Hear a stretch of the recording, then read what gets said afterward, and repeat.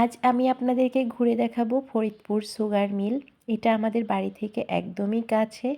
তবে হাস্যকর বিষয় হচ্ছে এই সুগার মিলটার ভিতরে আজই আমি প্রথম ঘুরে দেখলাম।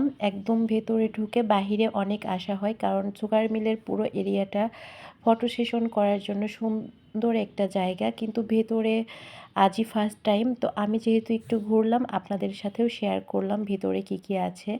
তো ফার্স্ট স্টেপ হচ্ছে এখান থেকে শুরু। এই যে আখগুলো ফেলা হচ্ছে, এটা ফার্স্ট স্টেপ। এই যে মেশিনের মধ্যে গিয়ে তারপর রস হয়ে বের হবে। আমি আসলে অত বুঝিয়ে বলতে পারি না, তবে যতটুকু দেখেছি একটু একটু করে ভিডিও করে নিয়েছি, আপনাদেরকেও দেখাবো সেগুলো। এই আখগুলো ফার্স্টে ভেতর দিয়ে যে রস হয়, তারপর প্রসেসিং করে বিভিন্ন স্টেপ পার করে চিনি হয়ে বের হয়। তো আমরা এই যে ভেতরে প্রবেশ করছি, লাইফে ফার্স্ট টাইম। একদম বাসার পাশেই এই চিনি কলটা, কিন্তু এটাই ফার্স্ট টাইম। আর এই চিনি কলটা অনেক পুরনো, যেগুলোটা সিঁড়িগুলো দেখেই বোঝা যাচ্ছে। এই যে বাহির থেকে যে রসটা দেখলাম, আখটা দেখলাম পাঠাইতে, ওই আখের ছাবাটা রস হওয়ার পরে এই যে এদিক দিয়ে ছাবাটা বের হচ্ছে, এটাকে ছাবাই বলে সম্ভবত, হ্যাঁ। আর ভেতরে ঢুকে যেটা আমি বুঝতে পারলাম, এটা অনেক বছর আগের, মানে প্রতিটা জিনিসই অনেক পুরনো। এখানে এসে একদম গরম চিনি খেয়েছি, যেটার টেস্ট একদমই অন্যরকম, সাধারণ চিনির মতো না। সেটাও আমি দেখাবো কোথা থেকে চিনি বের হয়, গরম চিনিটা বের হয় কিভাবে। তো এখানে এসে দেখতে পেলাম যে আখের গুড়টা বের হচ্ছে। এখানে এসে প্রতিটা জায়গায় গিয়ে নতুন নতুন অভিজ্ঞতা হলো আমার।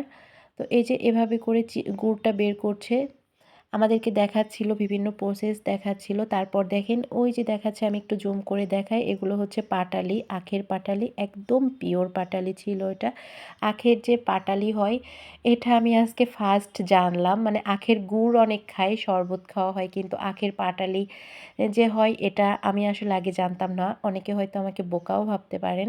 তো দেখেন এই যে ইনি আমাদেরকে দেখাচ্ছিল যে কিভাবে গুড়টা তৈরি হয়। আর এই যে এগুলা সব আখের পাটালি, অনেক দূরে, তাই আমি ক্লিয়ার দেখাইতে পাচ্ছি না। আর ভেতরে অনেক লাইটিংও ছিল না, যার কারণে ভিডিওটা একদম ক্লিয়ার না। আমি একটু জুম করে দেখাই, এগুলো সব হচ্ছে আখের পাটালি। তারপর আমরা কিন্তু চিনিটা খেয়েছি, সেটাও দেখাবো এর পরবর্তীতে। হঠাৎ এখানে ধোঁয়া দেখতে পাই, এটাও জানতে পারলাম এই ধোঁয়াটা নাকি আখের লোড অতিরিক্ত হইলে এই ধোঁয়াটা হয়, তখন মেশিনটা অফ করে দিতে হয়।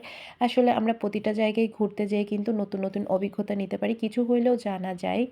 তো এখানে এসে হচ্ছে আমরা চিনি খাবো। এই যে এই দিক দিয়ে গরম চিনিটা বের হচ্ছিল। আমরা যে মামার সাথে এসেছি, ওই মামা দেখেন আমাদেরকে একদম গরম চিনি দিচ্ছিল। এই চিনিটা না একটুও দানা ছিল না, একদম মিহি ছিল। চিনিটা যেহেতু একদম খাঁটি, তাই কালারটা কিন্তু লাল কালার, একদম সাদা কালার না। সাদাটা প্রসেস করে করা হয়, কিন্তু অরিজিনালটা কিন্তু লাল হয়ে থাকে। এটার টেস্টটা হালকা চিনি, হালকা মিষ্টি লাগছিল, কারণ গরম ছিল, মিহি ছিল, আর মিষ্টির পরিমাণটা ছিল হালকা। এই চিনি দিয়ে কিন্তু মামা আমাদেরকে শরবত করেও খাওয়াইছে। আর এই যে পাশে এই দিক দিয়ে হচ্ছে পাটালি বের হচ্ছিল, গুড় বের হচ্ছিল। আমরা কিন্তু ঘুরে ঘুরে সবই দেখেছি, কিভাবে চিনিটা বের হয়, পাটালি বের হয়। আরেকটা কথা বলে রাখি, এখানে কিন্তু বহিরাগত অ্যালাউ না। যারা এই মিলে জব করে তাদের মাধ্যমে হয় ঢুকতে পারে, কিছু কিছু মানুষ রিলেটিভদের মাধ্যমে আর কি, সবাই ঢুকতে পারে না। মামা এখানে এনে আমাদেরকে চিনির শরবত খাওয়াচ্ছিল। বিশ্বাস করেন এই চিনির শরবতটা একদমই অন্যরকম। নর্মাল চিনির শরবত কিন্তু খাওয়া যায় না লেবু ছাড়া, বাট এটা আমি পুরো 1.5 গ্লাস খেয়েছিলাম, অনেক ভালো লেগেছিল, অন্যরকম লেগেছিল।